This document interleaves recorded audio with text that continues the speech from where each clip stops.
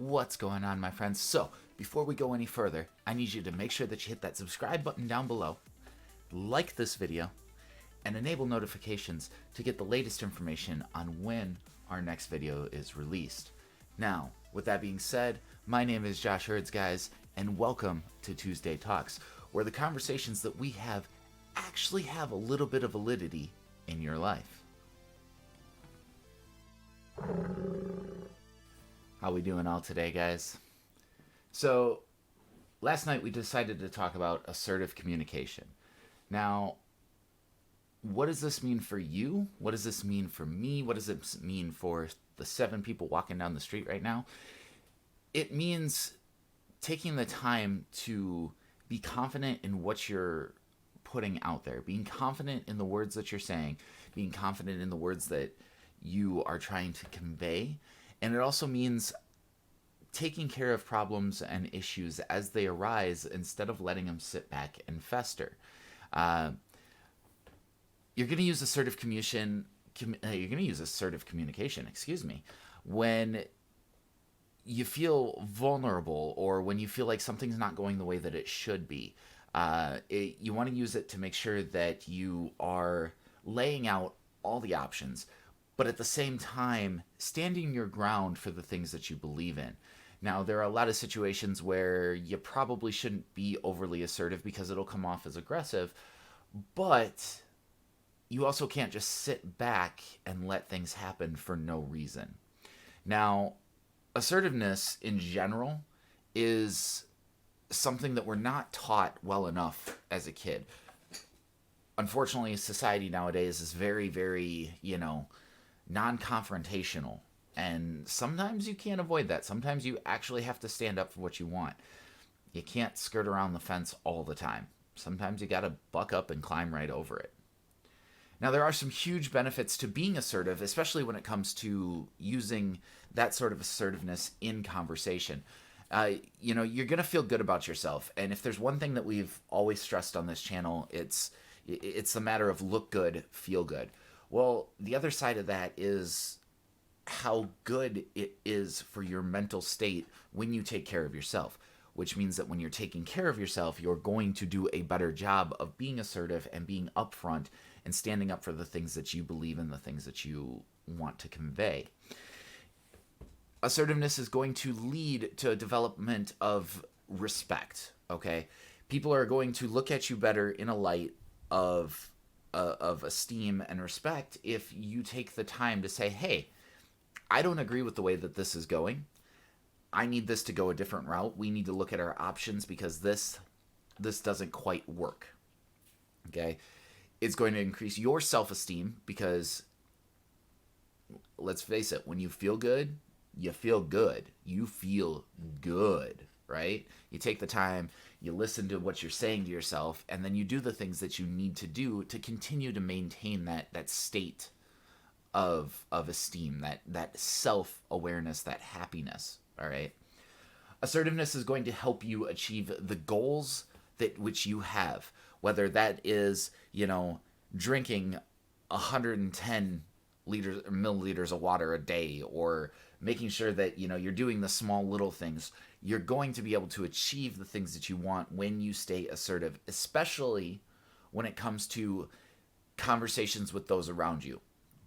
Pursuing goals, setting things, job interviews, making sure that projects are done when they should be, all right? Assertiveness is also going to minimize hurting people and alienating others. Essentially, when you take the time to say the things that need to be said, the things that you want to say, provided in reason, people are going to respect that. They're also not going to take it most of the time in a negative light. They're going to use it in a good way, and they're going to understand that what you're saying is meant for benefit. It's not meant to be detrimental, all right? Staying assertive means that you're not going to have people taking advantage of you. In certain situations, you express your mind, you express your thoughts and your feelings. Some people are going to take advantage of that, and staying assertive, especially in the means of communication, really, really, really helps to avoid that. It means that people are going to see that respect issue and they're going to be like, okay, I don't want to do this because they have a little more respect for themselves than that. I can't do this. And then the people that do want to take advantage of it are the ones that you probably just want to wash your hands of anyways. Let's be fair. Now, assertive communication is not, and I stress this enough, downplaying things. It is not letting things fly out. It is not holding stuff back, okay? Assertive communication is taking advantage of the situation and expressing what needs to be expressed, okay? It is taking a situation, a conversation, an event, laying out the details, laying out the different perspectives. Keep in mind, there's 3 sides to every story: his, hers, and the truth. Laying out the perspectives and understanding that everyone is going to see things a little bit differently. So now we have to figure out how to compromise and correctly and effectively solve whatever happens to be in front of us, okay? Now, there are always going to be those, keep in mind, with everything that we say in Tuesday Talks, everything we talk about on Twitch and here and everything else moving forward, it is a matter of opinion, guys, so there's always going to be some room for leeway. Just because this is what I think doesn't mean it's what you have to think. Formulate your own ideas, formulate your own paths, but take in mind that the base idea, the base concepts at which we're using are definitely going to hold through and true regardless of events. All right. Now, there are a couple of things you can do to really boost that assertiveness, boost that confidence in yourself, and make sure that what you're saying is heard and not just, in one ear and out the other. Okay. Maintain your eye contact. Maintain talking to your person. Your eyes dictate exactly what you are trying to do. They dictate your intent. And they really, really do give you a lot of different options. Now, keep in mind, I'm sitting here talking to a camera, so my eyes are going to be all over the place while I'm looking at different things on the screen and blah, blah, blah, blah, and all that. While talking to a person, maintain your eye contact, especially when you're trying to deal with some sort of conflict situation. It keeps people interested, and it shows that you're not about to just play dead and let them walk all over you. If you're dealing with a situation at work, you have a bad coworker, you have a difficult customer, you have a difficult situation, maintain your eye contact, maintain your level of control, and use positive body motion, positive body language. Don't sit here slunched over. Don't shy away. Don't talk with your back to them. No. Maintain good, forward-facing eye contact, speaking to them, looking to them, not standing up, invisible lat syndrome. No, stand like a normal person, good posture, and maintain that confidence in yourself. People can always tell by the way that you're standing and the way you're moving where your confidence lies, okay? Gestures are always going to be a good thing. Guys, if any one of you has ever seen one of my streams, you know that I am very, very talkative with my hands. I am very, very open, and I do everything with my hands. I'm a very, very, I got a hair in my mouth, very fluid person in that regards. Gestures can be great. They can also be your downfall if you get too into it, if you get too close, if you get way, way too close in on things, it can pose a problem. So try and avoid that. But a little bit of hand gestures, a little bit of motions, emphasizing points. It's a very, very strong option when conveying how assertive you need to be, okay? Pay attention to your voice. You don't want to be up. You don't want to be down. You don't want to be quiet. You don't want to be talking too low. You don't want to sound like you're having an issue. You don't want to be yelling at people for any one reason.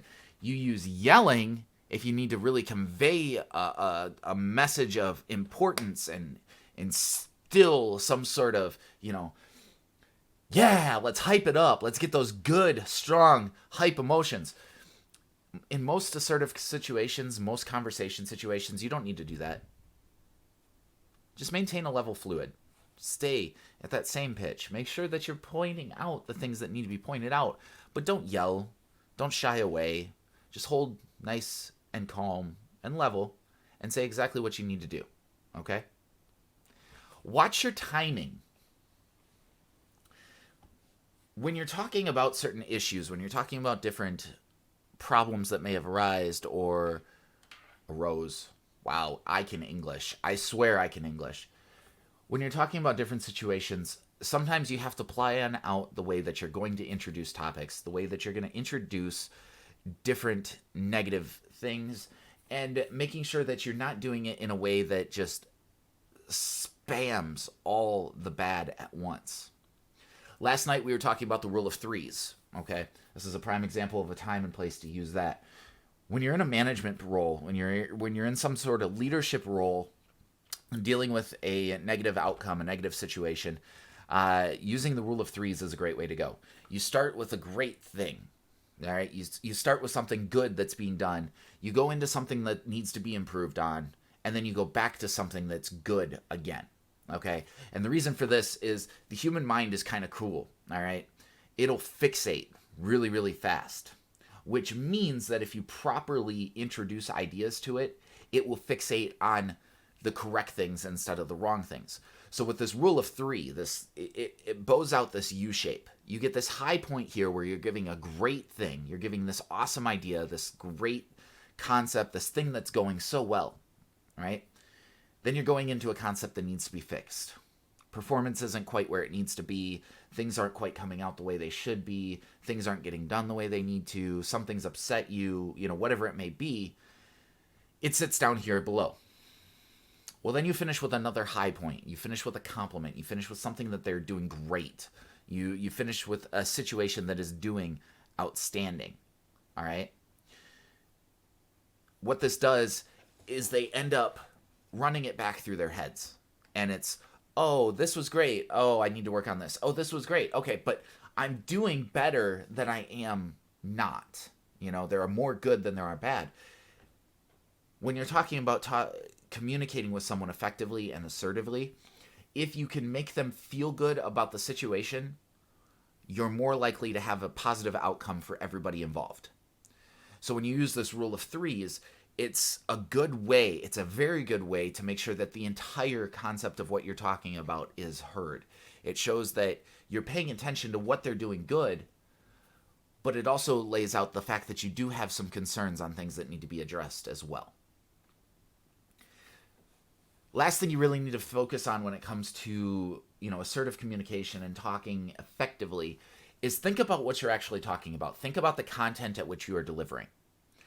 If you're going to be talking about something that's really, really negative, you have to have the right timing, i.e. what we just listed, and you really do have to worry about where and how you're presenting it. So there's a really good way to look at this, and what it comes down to is placement and content. And I know I just said you really have to worry about the content that you're doing. So, for example, all right, look at the situation and try and understand where they're coming from with it, why things are going the way that they are for that person at that particular time. Now, in this concept of content, if you take the time to really think about what they're feeling, what they're going through, the way that they're seeing it, you're going to be able to open up massive amounts of possibilities for how to either A, help them, or B, change the situation into a point that is favorable for both of you. Okay? You're going to be able to take whatever's going on and flip it around just because you've taken the time to look at what is actually being said, what is actually happening, what it actually isn't happening, if that happens to be the case. And you're going to be able to flip it around into a good thing for them. All you really have to do is take the time, i.e. back up a little bit, that timing aspect, to really understand what is actually being said and what is going on. All right? I used the analogy yesterday that, people tend to focus on the negative things. So when it comes to talking about things in a positive light, if you can find a way to get them to not focus on the negative aspect, they're going to remember everything a little bit more. So I used the analogy yesterday, throwing a pebble into a pond. If you throw a pebble into the pond, it hits the water and it ripples out, right? Most people are going to focus on where that pebble hit the water. But that's not what you want them to do. That's not how you solve situations. If you're doing that, all you're going to see is the ripples in the water. What you want to do is say, okay, so here's the problem, but here's the big picture. What happens when you throw one pebble into a pond or into a lake, but you're actually looking at the whole lake? That ripple, that pebble, seems pretty insignificant, and eventually it dissipates. This is the way you want to approach your problems. This is the way you want to approach these situations. This is how you approach conversation. You find a way to make it a good situation.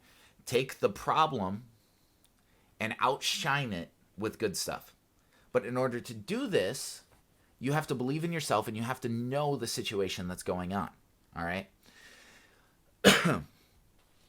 It's going to take time.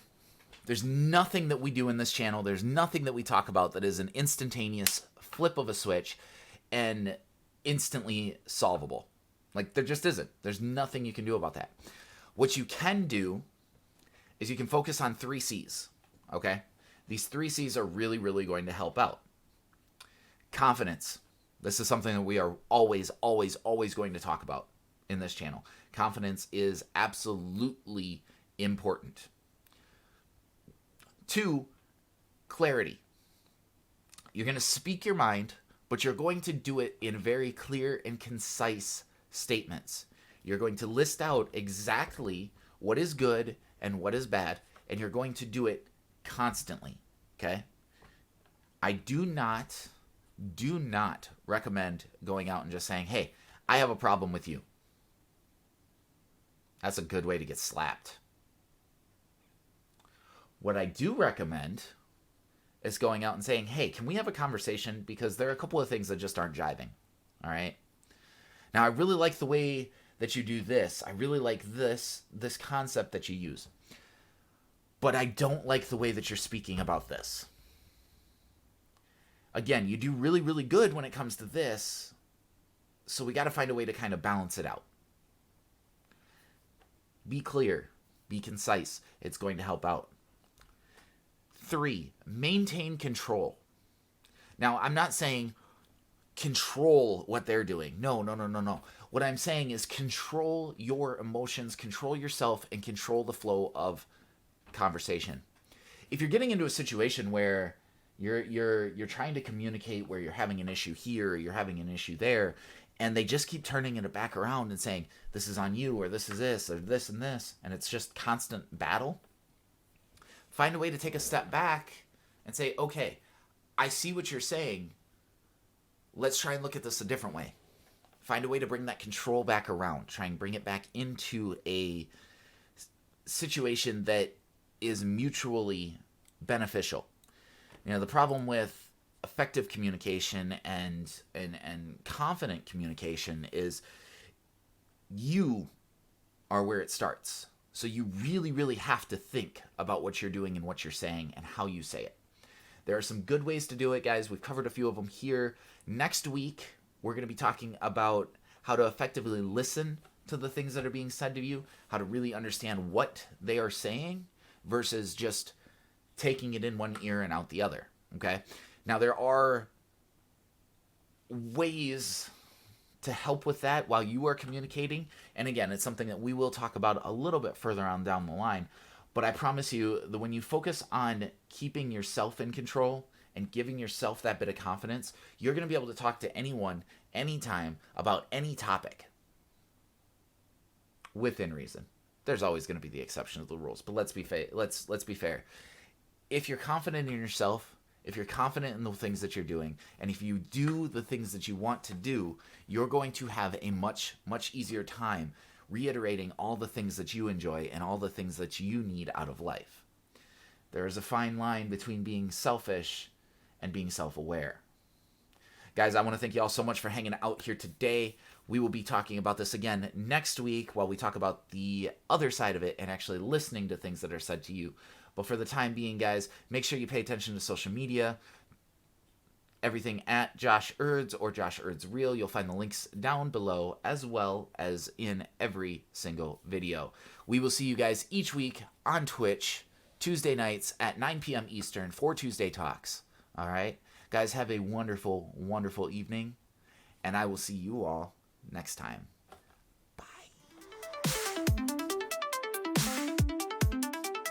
Bye.